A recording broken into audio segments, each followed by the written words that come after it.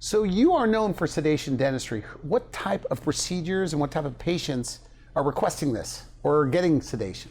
Well, interestingly enough, we'll see two basic types of patients. We'll either see the phobic patient, the patient that just can't stand the sights, sounds, and smells of a dental office. Are there a lot of those? Oh, A lot of people are that afraid of a dentist.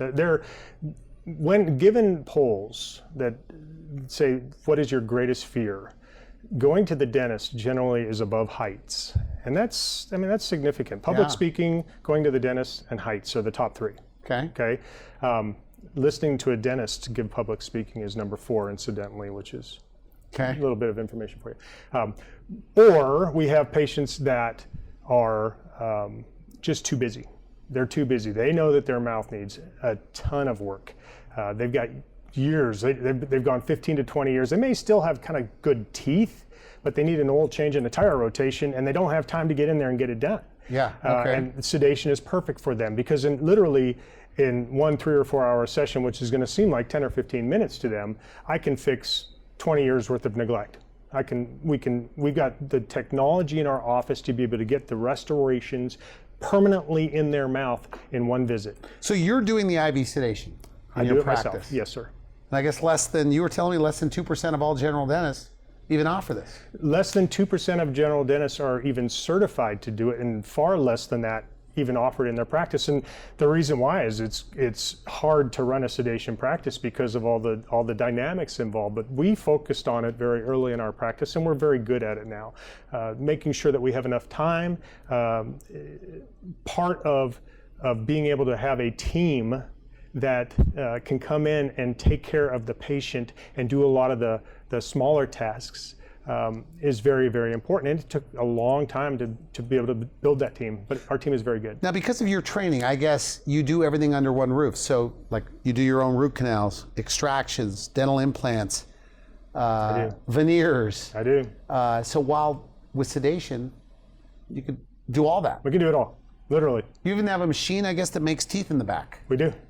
In the same day? In the same day. Like a crown? I do, yeah. And it's a bonded piece of porcelain. And so sometimes it is a crown. If I don't have to remove that much tooth structure from the tooth, I try not to.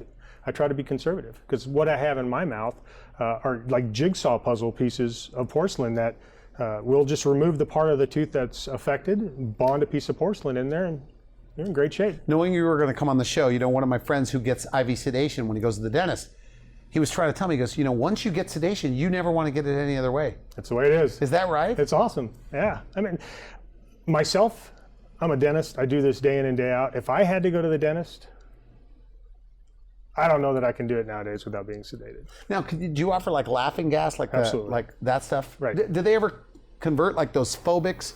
They can now graduate down to lighter sedation? We see that very, very often. Honestly, Randy, it's trust. It's trust. It's them knowing that we're not going to hurt them, that we're going to take care of them, that everything's going to be okay. And when they start to build a little bit of that trust with us, then we'll see them sometimes convert to the laughing gas or the nitrous oxide. Okay. Because it's you can drive yourself to and from your appointment if you do that. If you get IV sedated, you get a ride. You can't drive home. Yeah. Okay. So it's safe. Is it extremely safe? There's two types of sedation. There's oral sedation and there's IV sedation. I've done them both. And I did hundreds of oral sedation cases. The pill. Okay. Grind it up, put it under their tongue. What I didn't like about them was they were not controllable. The sedation is not controllable. You literally I'd walk in the room sometimes after a half hour and the person's sitting there staring at me and I'm like, you're supposed to be asleep. Like it hasn't kicked in. Like it hadn't kicked in. So you give them more, you give them more, you give them more, and then all of a sudden they hit this wall and it's just bam, and they're sloppy sedated. And it can get dangerous because you don't have a main line. You have no way of making sure to pull them out of it. To pull them out of it, right. Okay. And that's what's beautiful about IV sedation. If I walk in after a couple minutes and you're still looking at me, I'll make sure you go to sleep.